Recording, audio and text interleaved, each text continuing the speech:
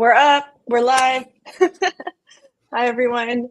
Thanks, Dustin, for hopping on my humble show with CityClips. This is Absolutely. a series focused on business and tech. And so I wanted to highlight a lot of local tech companies. Dustin has been doing it for a very long time now.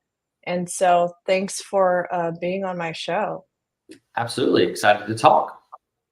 Yeah, so just a brief intro to you, and I'm sure you'll do a better job about kind of telling us more details.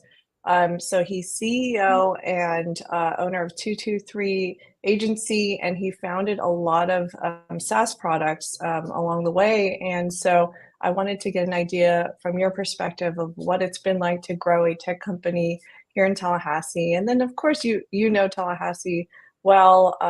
And yeah, so just tell us a little bit about where you started, where you went to college, and then what brought you to Sure. Tallahassee. Yeah, so I'm born and raised here in Tallahassee. Went to Lincoln High School. Got a football scholarship to play at FIU down in Miami, Florida. Recruited by an old guy named Don Strock. He used to be the backup quarterback for the Miami Dolphins under Dan Marino. But when I was in South Florida, I started a tech company, which really revolved around sending text messages. Back before it was real spammy. We would tell people to text FIU to 313131, and we would send you deals and discounts. Now, this was right before the iPhone came out. I remember standing in line at the Miami Mall waiting for the Apple store to open at I think we got in line at 3 a.m. with some fraternity brothers and to just get the first iPhone, right? And the text messaging business was getting big and big, but then apps started to come into play. I graduated and left Miami in 2011 and came back home. I actually sold the text messaging business. It was called Tattle Texts in Miami to a group down there, and then came to Tallahassee and started it up here. And then apps really started to take off. And instead of sending text messages with deals and discounts to local students, we said, let's build a mobile app. We don't have to pay to send a push notification. Whereas on the text messaging, we were paying 3 to 5 cents to send a text message to all these students. So once I got to Tallahassee, built that back up, it kind of just, I don't want to say it fell apart, but it didn't become as important. It became real spammy. And then that's when the apps really took off. So we built our own mobile app, and then organizations far and wide were saying, hey, can you build a mobile app? And I said, well, we built one, maybe we can build another for you. And so that's kind of really how it started, building apps for other people. And then over the years, we've ended up building other projects for ourselves, other SaaS companies. Our company name used to be App Innovators. And then we changed that, I believe it was 2019, because we ended up doing a lot more than just apps. We used to do a lot of media buying, a lot of digital media marketing, website development. And so we didn't want to put ourselves in a box. And a lot of people don't know this, but the only reason our name is 223 Agency is because we're at 223 West Carolina Street. And 223 Agency could be a real estate agency. It could be a software development company. It can be a consulting brand. It didn't put us in a box. And I thought that was very important for the direction that I wanted to take, not only the agency, but other companies as well under that umbrella. Yeah, you've provided all kinds of services for businesses in town. And so now you've also started developing your own SaaS product. So when did that start? It actually, it's funny. We were talking the other day. We have a project that we're actually hopefully going to exit in 2025 after about 10 years. Our first true SaaS project was a company called Event Owl. And it was an app for conferences and trade shows for both exhibitors and attendees to be able to scan each other's badges, see what's going on, what room this session is in, or to track their continuing education credits. Just know what's going on the floor at all times. Have a little social wall, kind of like Facebook and whatnot. That's done really well for the last 10 years. That was our first one, and ups, downs. Thought it would die, revived it, brought it back to life, rebuilt it, and now we're talking about transition it to a new company that this just kind of fits in their model of services. They currently have multiple clients that in common with us. So, it's going to be good for an association management company to have their own software that they can utilize. So that's pretty cool.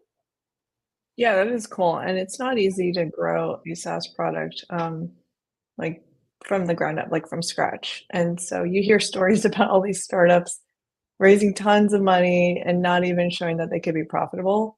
Yeah. So I think you've shown a great example of growing one, It's really weird because SaaS companies, and what's interesting is we're growing our SaaS companies, but only at the um, how do you say this? We've built projects for other SaaS companies. Like somebody comes to us with an app idea, they want to turn it into a SaaS business, and we're just the tech component. We're just building it for them, and we're kind of watching, their investment team, their marketing team, their whatever, try to take it to market, and kind of watching the ups and downs, and in a lot of cases the failures. Right.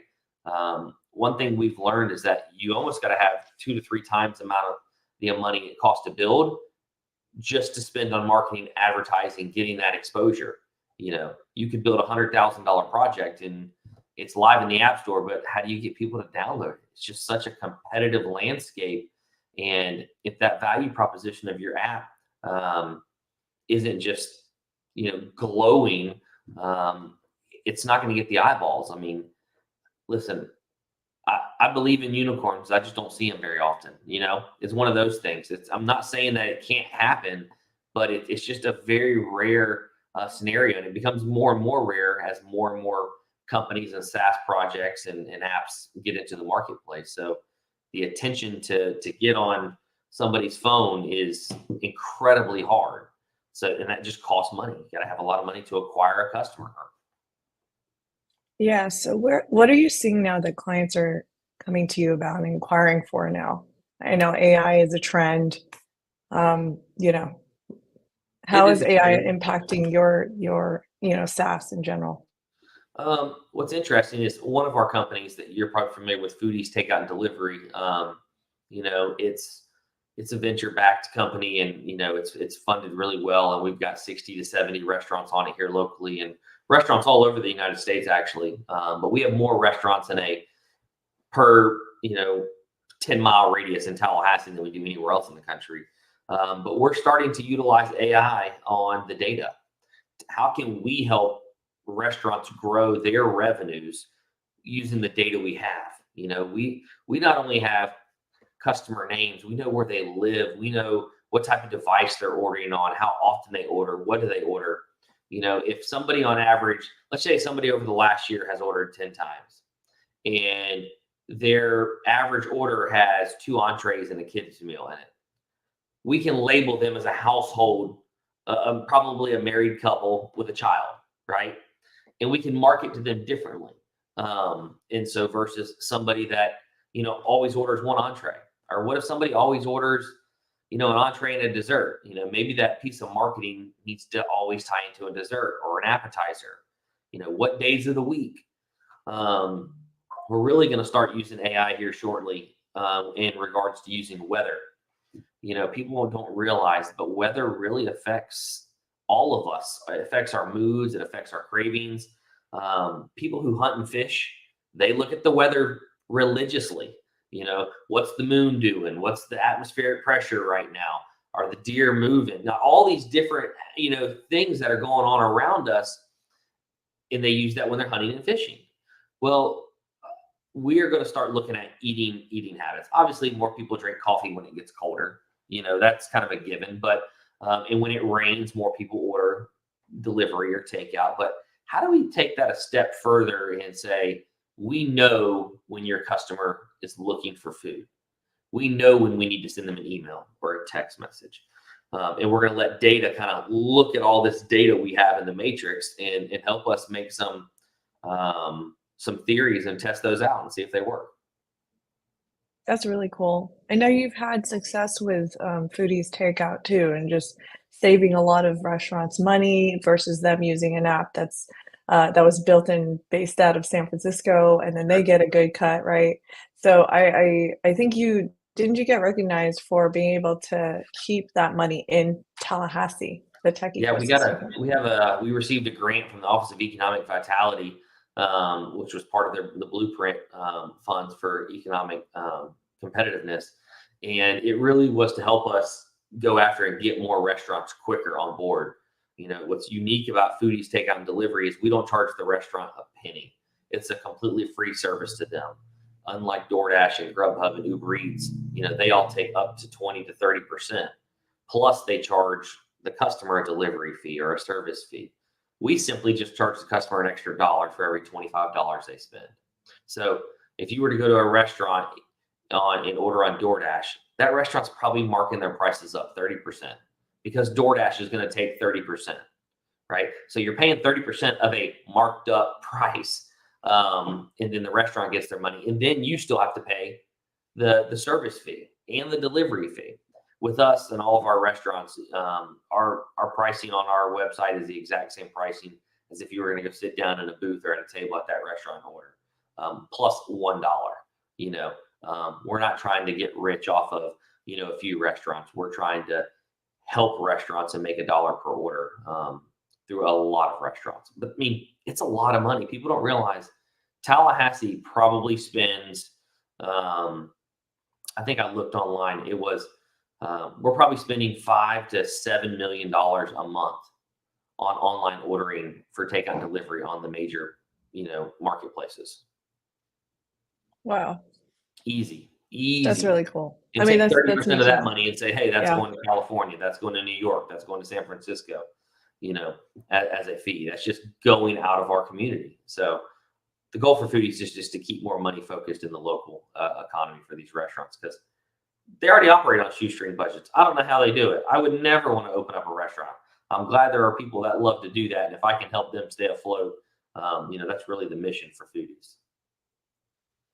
Yeah, speaking of starting something in general, like what would your advice be to somebody who is considering starting an agency and a tech one for that matter, here in Tallahassee? Yeah, I've always been the type of person that doesn't niche down. But what I'm learning in some of our other new ventures is the importance of niching down. You have, when we started the software development side of 223 Agency, we didn't want to niche down into a vertical. You've got great companies like Rivest, their niche is healthcare, and they're amazing at it, and they're widely recognized worldwide for that. You've got Diverse Computing in Tallahassee. They're mainly law enforcement. I think they have another arm here or there, but it's mainly law enforcement. And so they've been able to excel really quickly in those and bolster their, I don't want to say their dominance, but their professionalism in one little area. So if I were to start a tech agency out the gate, it would be, what industry can I get into and just own that industry in the local influence sphere, and then work on the regional influence sphere. And quite frankly, setting goals past that is a little too far, because there's just so much opportunity here, especially in Tallahassee. There's a lot of money in Tallahassee. There's a lot of business opportunity in Tallahassee. But if you niche down and stay focused on a very specific direction, I think you'll have a better chance at that than trying to sell anything to everybody. That is great advice. That's awesome. Yeah. And so I remember attending one of the events that you were able to be on a panel for, and you had a really great perspective about the tech ecosystem too. What do you think? There's all the pieces in the community that are recognizable, doing well and everything. What do you think would work and help? And I know how you would answer too. So I want you to say that answer again here. But I thought it was very important to also highlight. So what do you think we need here in the tech ecosystem to succeed? It's really weird, because I think the largest opportunity, I sit on a lot of boards here in Tallahassee. I think the tech sector has the most opportunity for growth, more than, I guess you could say healthcare as well. But when it comes to healthcare versus tech, healthcare has such a large upfront, and even healthcare, and there's a lot of talk about manufacturing. Yeah, those have a lot of growth opportunities, but they also have a lot of expense to get off the ground, right? It's going to cost so much money to get those industries in a position to just scale and thrive. You got to have buildings, you got to have, it's just a lot of things. with the tech, we could create so many tech companies that focus on bringing money from outside of Tallahassee into Tallahassee. I just think that the tech sector could do that. Now, I don't really feel like, I mean, there's Taltech, which we're, both around, and then there's the Tallahassee Chamber. But sometimes I feel like Tallahassee doesn't have enough unified voices. And I feel like we need to come together. I use this example a lot. If you were to have a 100-foot inflatable ball in the middle of the field, and you put all the organizations and all the team players around this ball, you couldn't see somebody on the other side of the ball. And the goal was just to get it going in the same direction. The problem is everybody's going to be pushing against each other because there's no one defined direction. And you don't know, you're not pushing against somebody because you're doing it intentionally. You're pushing because you think that's the right way to go, and you haven't had conversations with people on the other side of the ball. And I think if we can all get together and get on the same side of the ball and start pushing it the same direction, I really think that this community could be known as, a major tech player more than it is now. I mean, we've got some massive tech companies here and a lot of bright, brilliant people that, want to see that happen. I just don't think that any one organization has really gotten everybody on the same side of the ball to push it. That was great. That's awesome. I feel like that was a great illustration too of how I think the struggles of our community has been. I think we're at that point now where more and more people are starting and willing to get on the same page and have that one voice. We just need somebody to really take us, to lead us in that path and like figure out what is that vision.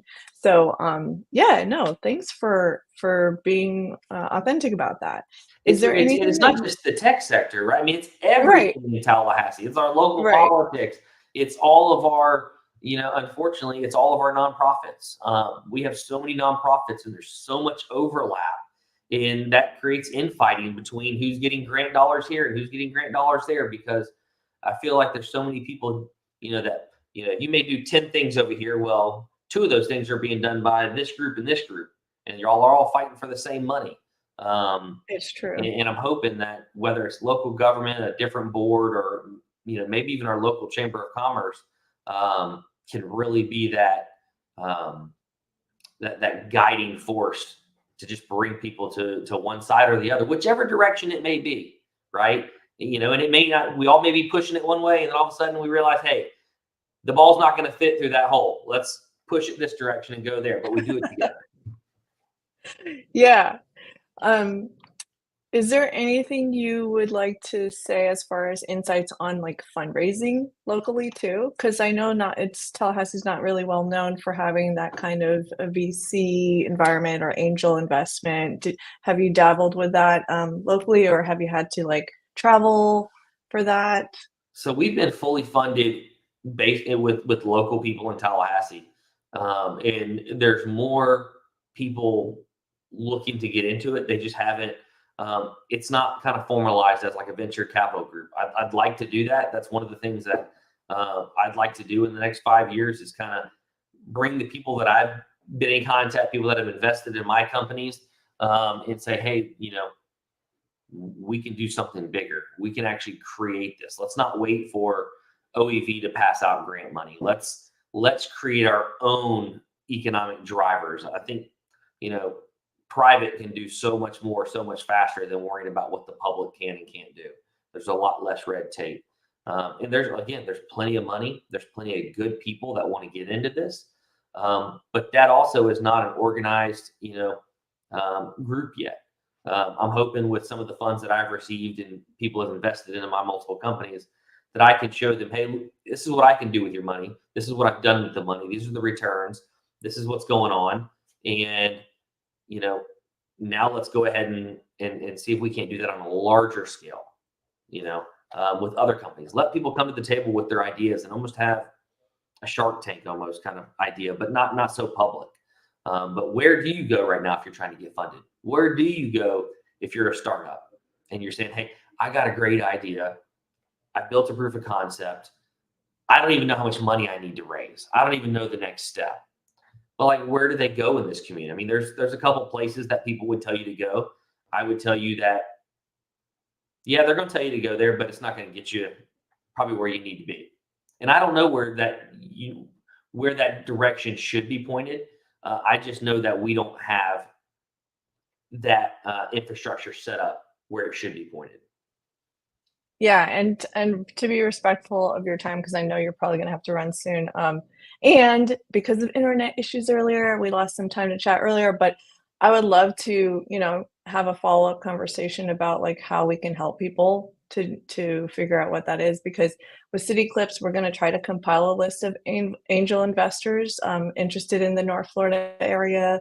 I am in contact with some folks with Florida funders, and so anyways, I would love to compile a list, and then, because they said there was this one guy, Kevin Williams had said that they were looking at Tallahassee, but it didn't seem clear to them that they had a substantial angel network here. So, yeah, Part of it's we just also need to understanding compile a how list. to ask for the money. I think that's even the bigger thing. I'm transparent with. I've taken heck of risks. Um, I remember the first. I've bootstrapped all my companies except the last two, and it's been an experience. It's been a learning curve. But for example, like with Foodies, the first $100,000 that I received, it was done as a loan, as with a convertible note, right? Like, I had 1 year to prove that I could take this $100,000 and do good work with it and show the investor that I know what I'm doing, or more importantly, that I did what I say I was going to do with the money. Even if the returns and even if some of these other things didn't go exactly how we planned it, I did what I said I was going to do with the money, and I gave it the best shot. Luckily, it's doing well. It's growing. It's doing what it needs to do. But at the end of those 12 months, the investor said, you know what, I believe this is going to go somewhere. So instead of me turning this into an actual loan that you, Dustin Rivest, has to pay back at X% interest rate for the next 5 years, I want to turn this into equity. I want a piece of this pie. I slept really well that night, but again, I took that risk. And that's what it's all about, is not being afraid to take risks, but just being cautious and calculated with those risks. And there's too much. When I hear things about people raising millions of dollars for projects, it just blows my mind how you need millions of dollars for a startup. I mean, it's unreal how and it really and truly, it's because when people raise a ton of money, they're trying to hire a bunch of staff, and they're probably trying to pay them really well, put them up into a nice office and do all these things. And it's just, this is not Silicon Valley, and that's just not, I'm not saying we need to go, sleep in tents or anything like that and bootstrap it that hard. Yeah. But at the end of the day, you don't have to raise millions of dollars to get your project off the ground. You got Yeah. to put a lot of sweat equity into it. And you just got to be very fiduciary with the money and the resources that you're being given. So. Yeah, no, I think I'm seeing more VC guys, like, for folks wanting to see that it'll actually be a profitable product. So, they're being a little bit more tight with throwing their money into products that just don't even make money. There's other things And we can by talk the later way, about it, but there's other things that you just got to know as you're setting up these companies to get them ready to be invested in. That's the other thing. right. Some of my Foodies was not ready to be invested in right away, just from the corporate structure of ownership as the LLC and the shares and how things work. So I mean, it took a few months of just doing paperwork, refiling stuff, getting it to where an investor could buy. It's not just, oh, I own 80%. I own 510 units of 1,000, and right now there's only 800 units that are allocated. So when I talk about my ownership, if a full 1,000 units were allocated, I would own 51%. But right now, and this is just random numbers, but if I own 510 units of only 800 issued units, that percentage is more than 51%, right? So there's little things like that you just got to make sure that you can get things set up and become investable easier. You don't want to go to an investor and it's just a can of worms or look like the backdrop. It's all just twisted, right? Yeah, I've learned that. I went through it the first time, so if I can help people not do that, I'm more than happy to help. that's so cool. Well, thank you so much. I know you gotta run, and I mean, I've always told you, like, we should have some kind of series of events where you pretty much lead people through this or just, like, have a Sure, mini course because you have so much information and experience. So, thanks again, and, we'll reach back out. sounds good. Y'all have a great rest of the week. All right, bye, guys. We'll see you guys next